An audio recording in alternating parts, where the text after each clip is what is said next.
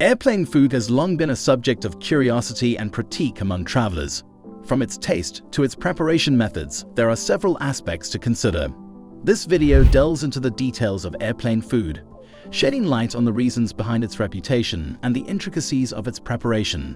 Why it isn't so good. Airplane food, despite attempts at improvement, frequently leaves passengers with varying opinions. A fundamental reason for its lackluster reputation lies in the way our senses are affected by the unique conditions of air travel, notably the altitude and cabin environment.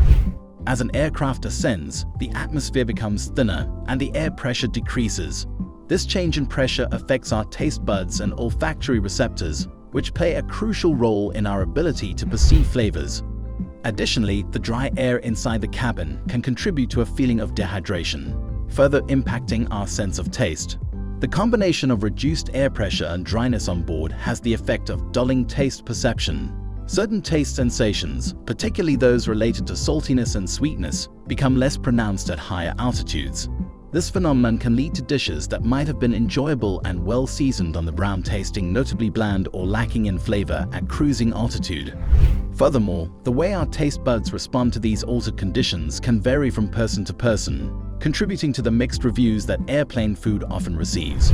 While some passengers might find the flavors acceptable, others might experience a significant reduction in taste sensation, resulting in seemingly muted or unappetizing flavors. In essence, the in-flight environment creates a sensory challenge for chefs and caterers attempting to craft meals that will satisfy a wide range of palates. The impact of altitude on taste perception underscores the complex nature of in-flight dining and the need to carefully consider not only the flavors of the food, but also how those flavors will be perceived at 30,000 feet. The challenges of in-flight cooking. The task of preparing food for consumption in the unique environment of an aircraft cabin is riddled with distinctive challenges that set it apart from traditional cooking setups. From cramped spaces to stringent safety regulations, the process of creating in-flight meals demands creative solutions and meticulous planning. Space constraints. One of the most evident challenges is the limited space available on an airplane. The galley, where food is prepared, is a compact area that requires chefs and kitchen staff to navigate in a confined environment. This restriction in space influences the types of equipment that can be used and the complexity of dishes that can be prepared on board. Limited equipment. The galley's equipment, while efficient, is not as comprehensive as what is found in conventional kitchens. Chefs must work with a smaller range of cooking tools, ovens, and appliances. This limitation impacts the types of dishes that can be prepared and influences cooking methods that are feasible within the constraints of the available equipment. Safety regulations. Safety is paramount in aviation, and this extends to in-flight meal preparation. The equipment used must adhere to strict safety standards to prevent any risk of fire or other hazards. This can limit the types of cooking techniques that can be employed and may require chefs to make adjustments to traditional cooking methods to ensure safety compliance. Ingredient selection. In-flight meals need to withstand the challenges of transportation and remain safe for consumption over an extended period. Ingredients must be carefully chosen to retain their quality and flavor even after being pre-cooked and chilled or frozen before the flight.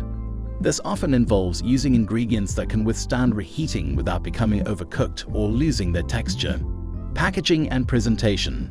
The presentation of in-flight meals must not only be visually appealing, but also practical. Meals are often pre-packaged to streamline the service process. This packaging needs to maintain the temperature and quality of the food while being easy to handle and distribute to passengers. Catering to dietary restrictions. Airlines strive to accommodate a variety of dietary preferences and restrictions, which adds another layer of complexity to meal preparation. Special meals, whether vegetarian, kosher, halal, or tailored to allergies, require careful consideration to ensure that they meet the needs and expectations of passengers. Flight delays can cause food waste. Whether you're a passenger or airline staff, it's hard to deal with flight delays. Not only does uneaten food get thrown out after every flight, but if the flight has been delayed for over 6 to 8 hours, all the food that's already been loaded onto a plane also gets thrown out. The entire load of food will get replaced in order to ensure food safety and quality. Food must be cooked on the ground. Airplanes don't have proper kitchens due to safety reasons.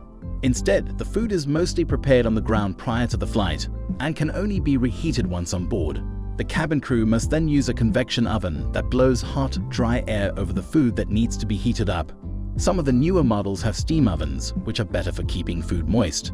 Fruity wines are preferred. The act of sipping wine at 30,000 feet takes on a unique dimension, guided by both the scientific intricacies of taste perception and the practicalities of in-flight dining. Among the array of wines, it's the fruity ones that often find their place on the airline's menu. The reason? A combination of altitude-induced taste changes and the characteristics of certain wines. Taste changes at altitude. As an airplane climbs to cruising altitude, the atmospheric pressure decreases, causing our taste buds and olfactory receptors to behave differently. This altered sensory environment affects how we perceive flavors, making certain taste sensations less pronounced. Acidity and tannins impact. Wines that are more acidic and higher in tannins are commonly associated with red wines and some full-bodied whites. However, at high altitudes, these characteristics can clash with our changed taste perception, resulting in a less enjoyable experience. The dry and pressurized cabin air can accentuate the bitterness of tannins and intensify the acidity of wines, making them seem harsher than they would on the ground. Fruity wines appeal. Fruity wines with their vibrant and aromatic profiles become the preferred choice for in-flight wine service. These wines tend to be lower in tannins and possess a balanced acidity that aligns well with the challenges posed by the cabin environment. Balancing active flavors. Fruity wines often feature notes of ripe fruits, berries, and sometimes floral elements. These flavors can hold up better in the air, where the diminished sense of smell and taste can otherwise lead to dull or altered sensations.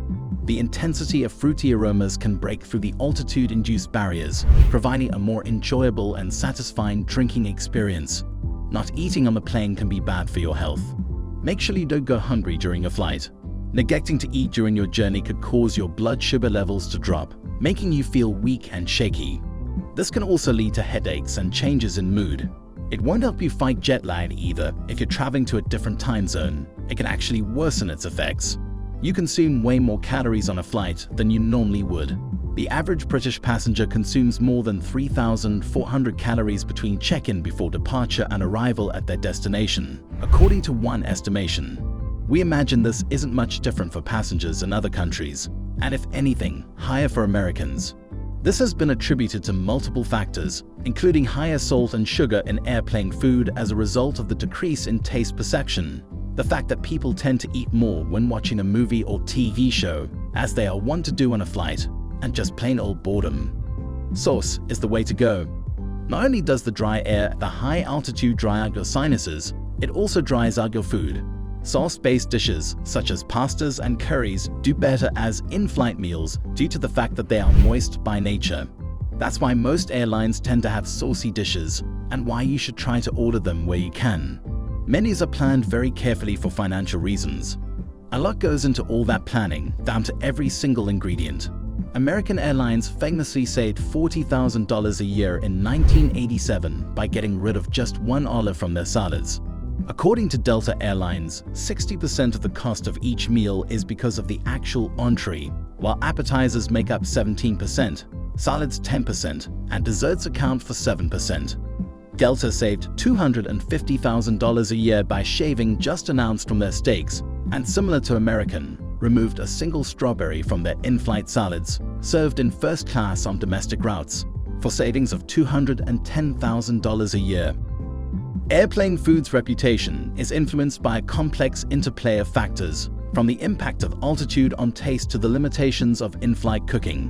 While efforts have been made to enhance the quality and diversity of in-flight meals, the unique challenges posed by the aviation environment continue to shape the dining experience.